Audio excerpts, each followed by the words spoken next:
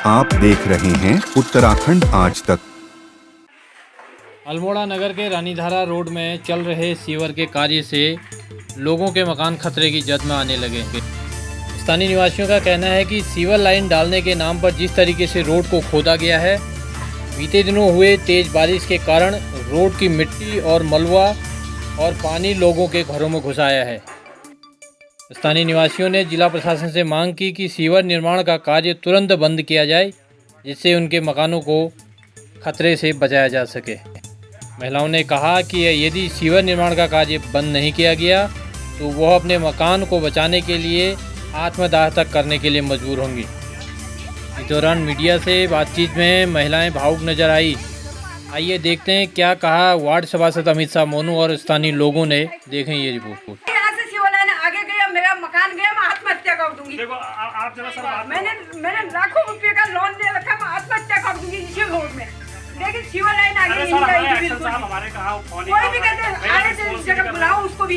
DM साहब का आगे 2 महीने पहले हमने डीएम साहब को एप्लीकेशन लगा दी। एसडीएम साहब से कह दिया क्या करें, हमने सिर्फ हम इसे रोड के लिए थोड़े से फायदे के लिए इन्होंने सीवर लाइन डाल दी, जबकि इस वक्त में सीवर लाइन नहीं जानी चाहिए थी। जिस समय इसमें पाइप फटता है ना, अभी पाइप फट के वहाँ पर नौली में ऐसा हुआ था। मैं नहीं जाने दूंगी सीवर लाइन को यहाँ से। जिसको जो करना है, चाहे प्रशासन हो या पुलिस वाले आए, कोई गया, मैं इससे आगे सीवर लाइन नहीं जाने दूंगी। देखिए आज यहाँ भारी नुकसान हो गया है, सीवर लाइन के कारण ही ये नुकसान हो गया।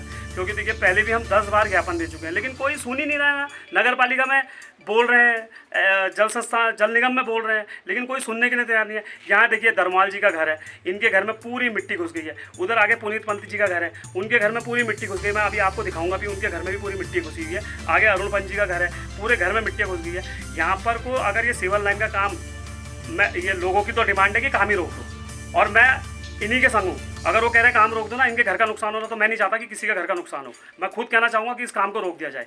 क्योंकि देखिए आप इनके घर के आपने विजुअल भी लिए हैं, इनके घर में पूरी मिट्टी घुस गई है। आगे पुनीत पंत जी के घर में भी मिट्टी घुसी हुई है, और इनकी डिमांड है कि इस काम को रोक दिया जाए। और अगर नहीं भी रोका तो वाकई यहाँ पर जोशीमठ आपदा जैसे लक्षण तो दिख ही रहे हैं, और हो भी सकता है कि जोशीमठ जैसी आपदा आ जाए। तो मेरा तो प्रशासन से भी निवेदन है कि इस काम को रोक दिया जाए। और इन लोगों ने भी कल कह रखा कि कल को हम इसमें नगर पालिका अध्यक्ष जी से भी एक वार्ता करेंगे। कल हमारी बोर्ड बैठक भी है। अगर नगर पालिका अध्यक्ष जी का भी इसमें सही जवाब नहीं मिलता है तो मैं इस बोर्ड बैठक का बहिष्कार करूंगा। क्योंकि जब उस बोर्ड बैठक में बैठ के फायदा किया है जिसमें हमारे लोगों की समस्याओं का समाधान नहीं हो रहा, मैं इस बोर्ड बैठक का भी बहिष्कार करूंगा।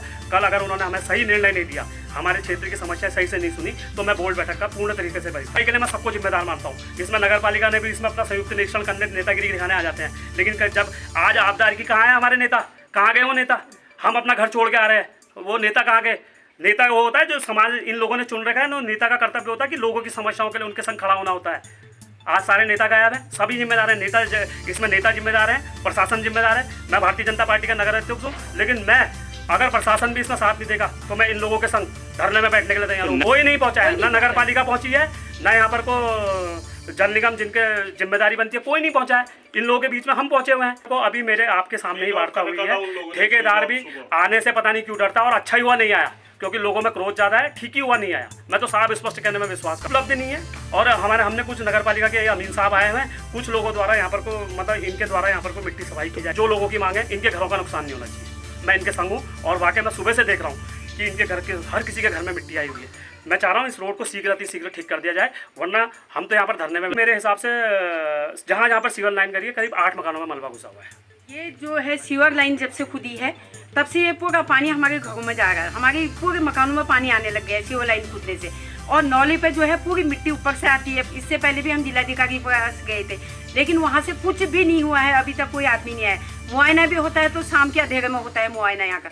मेरा ये कहना है कि यहाँ की सीवर लाइन को बंद कर दिया जाए। अगर मेरा मकान गया किसी भी, मैं आत्महत्या कर दूंगी, और मैं अपने मकान से आगे सीवर लाइन को नहीं जाने दूंगी। ये मेरी जिद है। वो क्यों आएंगे? चोर है ना, चोर कभी नहीं आता है आगे। नहीं तो उनका काम था, सुबह मैंने आपदा अधिकारी को फ़ोन किया था 8 बजे, तब से यहाँ पर कोई भी नहीं पहुँचा। सिर्फ उन्होंने नगर पालिका के आदमी भेजे हुए हैं। 8 बजे मैंने कॉल की कि मेरा ऐसा, उन्होंने कहा वीडियो भेजो। मैंने पूरी वीडियो भेजी है। उन्होंने नगर पालिका के जिलाधिकारी को ये पता नहीं कि महिलाएं यहाँ पर, हम बारिश में यहाँ से भीगते हुए वहाँ पर गए। हमने यहाँ की पूरी वो बताई कि यहाँ पर कभी भी कुछ हादसा हो सकता है, लेकिन आज तक उन्होंने कुछ भी नहीं किया। पूरे मोहल्ले की मांग है कि सीवर लाइन को बंद कर दिया जाए, और नौले में जो ऊपर से मलबा आ रहा है, या तो उसमें कलमट बना दिया जाए, या तो ऊपर से उसका कुछ ना कुछ किया जाए, ना तो पानी भरने लायक होगा और पूरा मिट्टी हमारे घरों में आ रहा है।